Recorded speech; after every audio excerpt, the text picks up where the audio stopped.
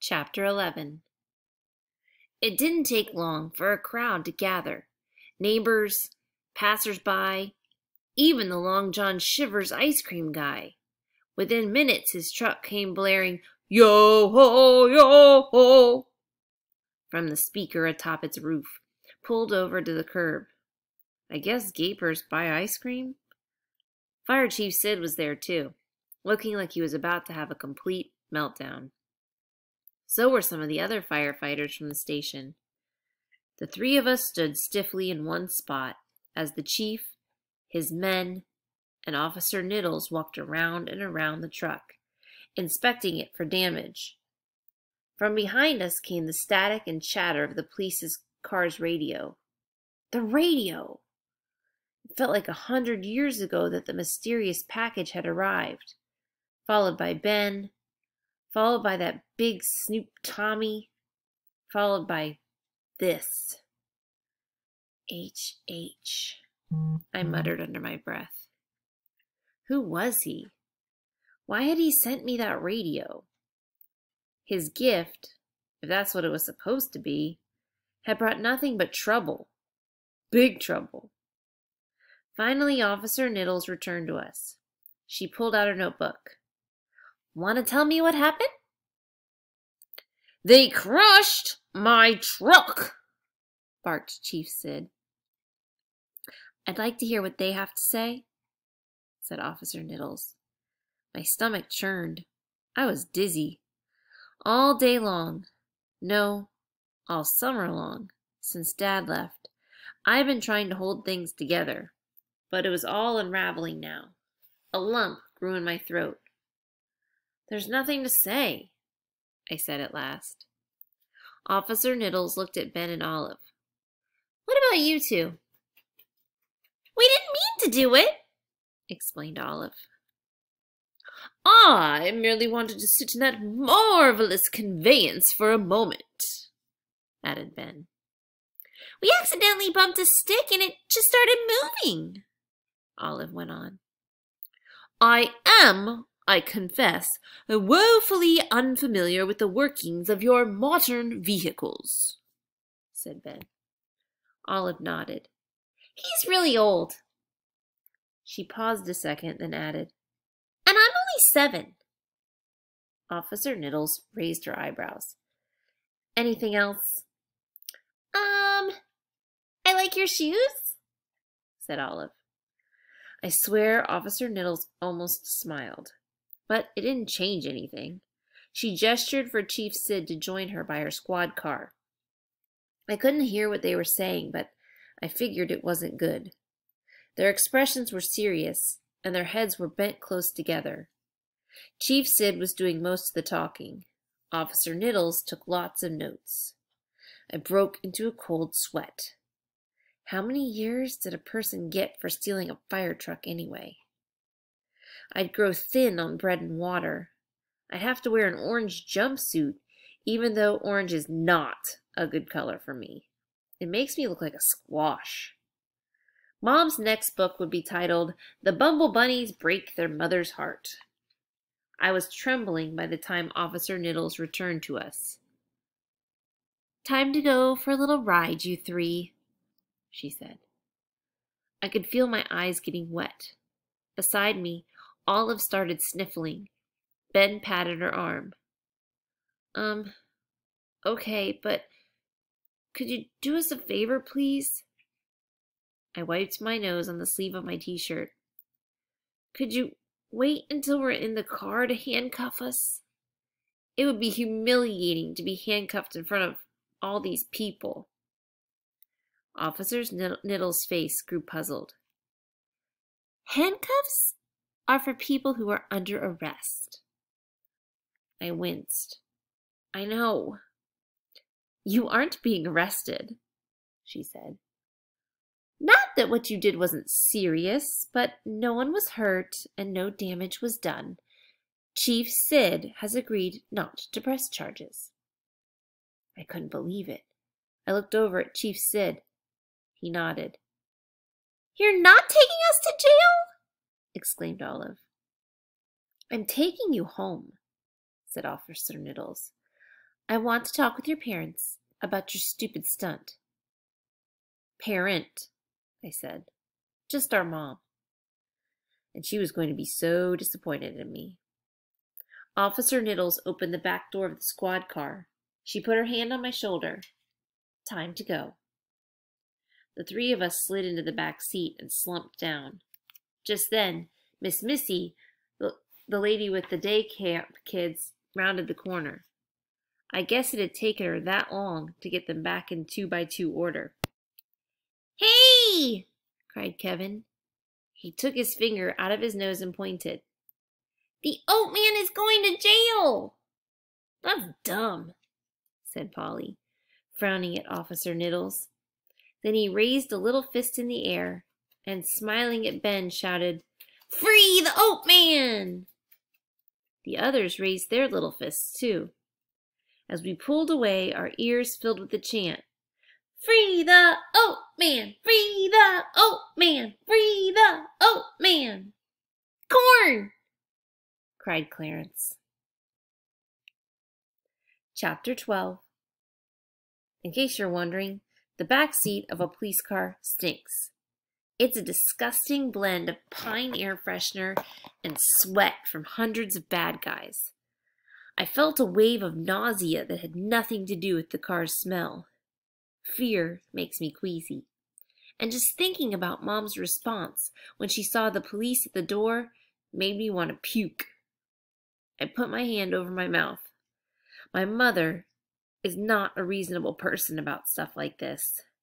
Like, someday we will never, ever look back on this and laugh. Beside me, Olive said weakly, It's all over. 7 years of being the perfect child. Down the toilet. She pretended to flush. Foosh! For once, Ben was quiet. His head was bowed, his toy fire truck hat lying on his lap. Somewhere he'd lost his fur cap. The fire station, maybe? Now that he was hatless, I could see the big pink bald spot on the top of his head. He must have felt me staring because he turned and said, Oh, I am sorry about this, Nolan, truly. He touched my sleeve. My enthusiasms do run away with me at times. I couldn't answer because my hand still covered my mouth. Instead, I looked out the window. The squad car turned onto my street. Officer Niddles pulled up in front of our house, then turned to look at us through the wire mesh that separated the front and the back seats. Is this it? I nodded gloomily. She got out of the car and opened the back seat door. We're dead, I groaned. Before I ever got to Disney World, muttered Olive. I sat there. And the sooner we do this, the sooner it's done, said Officer Niddles. She was right. Straightening my shoulders, I jumped out of the car and strode toward the house, boldly at first, then slower and slower, until I came to a complete stop. I turned and looked back. Ben took Olive's hand. Olive took a deep breath. Then side by side we began the long, nervous walk to the front door. Officer Niddles rang the bell. We waited. Are you sure your mother's home? Officer Niddle asked. I nodded glumly. She's home. She's just working. She's blank, added Olive. What? Began Officer Niddles. Then she shook her head. Forget it. She rang the doorbell again. After what seemed like a year, Mom answered the door. She looked from Olive to me to Officer Niddles to Ben, and the expression on her face went from surprise to worry to outright confusion. Then she held open the door, and we all stepped into the entry hall. What's this all about? Mom asked. Is everyone all right? Your children and their, friend here were picked up this afternoon, said Officer Niddles. Picked up? Mom repeated. They were involved in a traffic incident, said Officer Niddles. flipping open her notebook. She started telling her mother about our stupid stunt. The look on Mom's face turned downright scary. Her eyes became slits, and her cheeks were sucked almost completely into her head. I'd never seen her so furious. I tried blurting out the truth. Mom, I can explain. It all started this morning when Ben Franklin popped up. Olive broke in. Popped up, said Mom. Ben Franklin? Officer Niddles nodded. Mr. Franklin's fascination with fire trucks is what precipitated the incident, she stated. For which I am abjectly sorry, said Ben. He leaned toward my mother. I am, you know, the founder of the first fire company in the American colonies. Mom blinked. He made the first library, too. Olive popped up. And discovered electricity, I added. Officer Niddles consulted her notebook. Mr. Franklin gave a performance at the public library earlier today, she stated. Mom looked into each of our faces, one by one. The muscles in her face started to relax. I see, she finally said. Then she did the weirdest thing. She smiled. And it wasn't one of those tight-lipped, I'm so going to kill my kid when this person is gone smiles either. It was a genuine, friendly smile. And honestly, it made me queasier than if she had gone ballistic. I mean, I'd expected her to start yelling and lecturing me about acting responsibly. I'd braced myself for being grounded forever, or at least until I was 30 and too old to enjoy life. But she didn't even stare at me like she was trying to figure out where she had gone wrong with my upbringing. She just kept smiling through the rest of the policewoman's account. A couple of times, she even giggled. It was weird. At last, Officer Niddles snapped her notebook shut. Obviously, we won't be pressing charges on this occasion. We'd rather not take it any further if it can be dealt with at home. Oh, yes, of course, said Mom with a chuckle. She lowered her voice and added, You make a very convincing policewoman. Pardon? Asked Officer Niddles. Mom winked. You had me there for a minute, but I get it now. I know what's going on. I'm glad you grasped the situation, said Officer Niddles. Oh, yes, said Mom. I certainly do. Then I expect you'll keep a close eye on these three. Absolutely, said Mom. The policewoman left, and Mom whirled. You never quit, do you, Nolan? Oh, you sweet, sweet boy, she cried.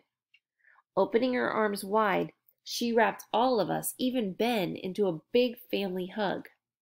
You're the best children in the world. What did I ever do to deserve you? What? She punctuated the whats with kisses, one for each of us. Ben liked this a lot, I could tell, because when she finally let go, his eyes were twinkling and his lips were puckered up like he was expecting another smooch. Enchanté, madame, he said, his eyebrows waggling. Allow me to introduce myself properly. I am Benjamin Franklin of Philadelphia. Of course you are, Mom giggled. And I'm Betsy Ross. Surely you jest, madam, replied Ben seriously.